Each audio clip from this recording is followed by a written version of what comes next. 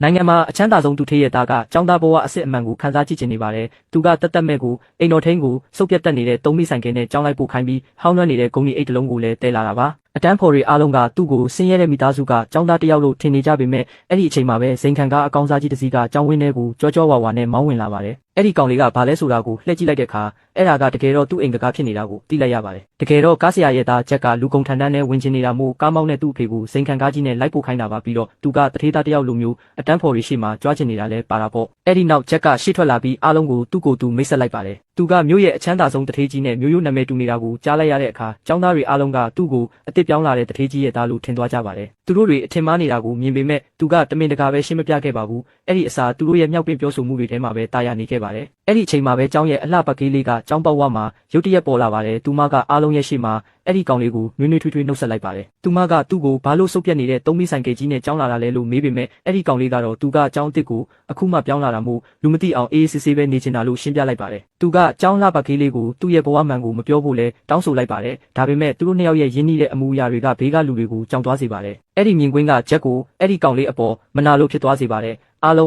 းအတန်းထဲရောက်သွားတဲ့အခါမှာတော့ဂျက်ကအချမ်းသာဆုံးသူထေးအိမ်ကခိုးလာတဲ့ပစ္စည်းတွေကိုအတန်းဖော်တွေကြားထဲမှာလိုက်ဝေပါတော့တယ်။ကျောင်းသားတွေကတမိုးကြီးစိန်ခံပစ္စည်းတွေကိုမြင်တဲ့အခါမှာတော့ဂျက်ကိုတကယ်တထေးသားပြီးသားတယ်ဆိုပြီးဝိုင်းချီးမွမ်းကြပါတယ်။သူ့ရဲ့ရရုံမှုကတော့တကယ်ကိုအံ့ဩစရာပါပဲ။အဲ့ဒီအချိန်မှာပဲအဲ့ဒီကောင်လေးကအတန်းထဲကိုဝင်လာခဲ့ပြီးဂျက်ကလည်းလူရဲ့ရောကြီးလောက်ကသူ့အတွက်ပတ်စံအိတ်တလုံးထုတ်ပေးလိုက်ပါတယ်။ဒီပတ်စံအိတ်တလုံးနဲ့တင်တစ်နှစ်ဝက်စာနေထိုင်စရိတ်နဲ့ညီမျှတယ်လို့ပြောပေမဲ့အဲ့ဒီကောင်လေးကတော့အေးအေးဆေးဆေးပါပဲပြီးတော့ပတ်စံအိတ်ပေါ်မှာတခြားလူရဲ့အတူကောက်နာမည်ပါနေတာကိုထောက်ပြလိုက်ပါတယ်။သူကဂျက်ကိုဒီပတ်စံအိတ်ကတကယ်ပဲမင်းဟာလားလို့လည်းမေးလိုက်ပါတယ်။အဲ့ဒါကဂျက်ကိုအားလုံးရဲ့ရှေ့မှာချက်ချင်းပဲအရှက်ရသွားစေပါတယ်။သူကမှားယူလာမိတာဖြစ်မယ်လို့အမြန်ပဲဖုံးဖိပြောလိုက်ပေမဲ့အဲ့ဒီကောင်လေးတယောက်ပဲအမှန်တရားကိုသိနေခဲ့ပါတယ်။အဲ့ဒါတွေအားလုံးကသူကသူ့အိမ်တော်ထင်းကိုလွှင့်ပစ်ခိုင်းထားတဲ့ပစ္စည်းဟောင်းတွေဖြစ်ပါတယ်။ဒါကြောင့်သူကဂျက်ကိုအရန်ကြီးမကြွားဖို့အတွက်တငယ်ချင်းတယောက်လိုတတိပေးလိုက်ပါတယ်။ဂျက်ကအဲ့ဒါကိုကြားလိုက်တဲ့အခါစိတ်ထဲမှာတိတ်တဆိတ်ထိတ်လန့်သွားပေမဲ့ဘာမှမဖြစ်သလိုဟန်ဆောင်ပြီးအဲ့ဒီကောင်လေးကဘာကိုဆိုလိုတာလဲလို့ဒေါသတကြီးနဲ့ပြန်မေးလိုက်ပါတယ်။ဂျက်စီကလက်ဆောင်ရထားတဲ့အတန်းဖော်တွေကလည်းဝင်ပါလာကြပြီးအဲ့ဒီကောင်လေးကကျဲရဲ့ချမ်းသာတဲ့နောက်ခံကိုမနာလိုဖြစ်နေတာလို့ဝိုင်းပြောကြပါတယ်။အဲ့ဒီလိုပတ်လိုက်ပြီးပြောနေကြတာတွေကနောက်ဆုံးမှာတော့အဲ့ဒီကောင်လေးကိုစိတ်ပေါက်ကွဲသွားစေပါတယ်။သူကဂျက်ကိုကို့တိုင်းတာကိုတီးဖို့မဟုတ်ရင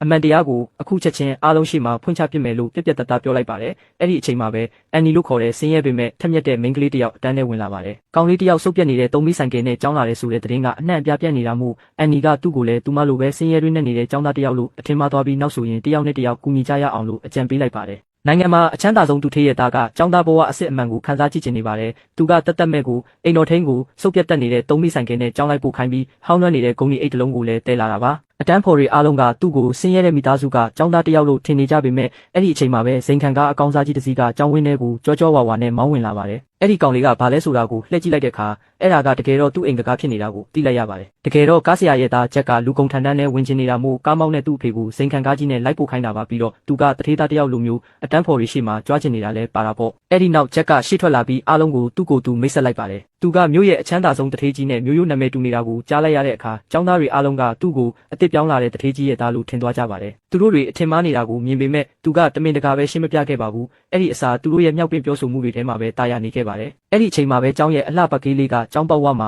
ရုတ်တရက်ပေါ်လာပါတယ်။သူမကအားလုံးရဲ့ရှေ့မှာအဲ့ဒီကောင်လေးကိုနွေးနွေးထွေးထွေးနှုတ်ဆက်လိုက်ပါတယ်။သူမကသူ့ကိုဘာလို့စုပ်ပြတ်နေတဲ့သုံးမိဆိုင်ကကြီးနဲ့ကျောင်းလာတာလဲလို့မေးပေမဲ့အဲ့ဒီကောင်လေးကတော့သူကကျောင်းတစ်ကိုအခုမှပြောင်းလာတာမို့လူမသိအောင်အေးအေးဆေးဆေးပဲနေချင်တာလို့ရှင်းပြလိုက်ပါတယ်။သူကကျောင်းလှပကလေးကိုသူ့ရဲ့ဘဝမှန်ကိုမပြောဖို့လဲတောင်းဆိုလိုက်ပါတယ်။ဒါပေမဲ့သူတို့နှစ်ယောက်ရဲ့ရင်းနှီးတဲ့အမူအရာတွေကဘေးကလူတွေကိုကြောင်သွားစေပါတယ်။အဲ့ဒီမြင်ကွင်းကဂျက်ကိုအဲ့ဒီကောင်လေးအပေါ်မနာလို့ဖြစ်သွားစေပါတယ်။အားလုံးအတန်းထဲရောက်သွားတဲ့အခါမှာတော့ဂျက်ကအချမ်းသာဆုံးသူထေးအိမ်ကခိုးလာတဲ့ပစ္စည်းတွေကိုအတန်းဖော်တွေကြားထဲမှာလိုက်ဝေပါတော့တယ်။ကျောင်းသားတွေကတမိုးကြီးစိန်ခံပစ္စည်းတွေကိုမြင်တဲ့အခါမှာတော့ဂျက်ကိုတကယ်တထေးသားပြီးသားတယ်ဆိုပြီးဝိုင်းချီးမွမ်းကြပါတယ်။သူ့ရဲ့ရရုံမှုကတော့တကယ်ကိုအံ့ဩစရာပါပဲ။အဲ့ဒီအချိန်မှာပဲအဲ့ဒီကောင်လေးကအတန်းထဲကိုဝင်လာခဲ့ပြီးဂျက်ကလည်းလူရဲ့ရောကြီးလောက်ကသူ့အတွက်ပတ်စံအိတ်တလုံးထုတ်ပေးလိုက်ပါတယ်။ဒီပတ်စံအိတ်တလုံးနဲ့တင်တစ်နှစ်ဝက်စာနေထိုင်စရိတ်နဲ့ညီမျှတယ်လို့ပြောပေမဲ့အဲ့ဒီကောင်လေးကတော့အေးအေးဆေးဆေးပါပဲပြီးတော့ပတ်စံအိတ်ပေါ်မှာတခြားလူရဲ့အတူကောက်နာမည်ပါနေတာကိုထောက်ပြလိုက်ပါတယ်။သူကဂျက်ကိုဒီပတ်စံအိတ်ကတကယ်ပဲမင်းဟာလားလို့လည်းမေးလိုက်ပါတယ်။အဲ့ဒါကဂျက်ကိုအားလုံးရဲ့ရှေ့မှာချက်ချင်းပဲအရှက်ရသွားစေပါတယ်။သူကမှားယူလာမိတာဖြစ်မယ်လို့အမြန်ပဲဖုံးဖိပြောလိုက်ပေမ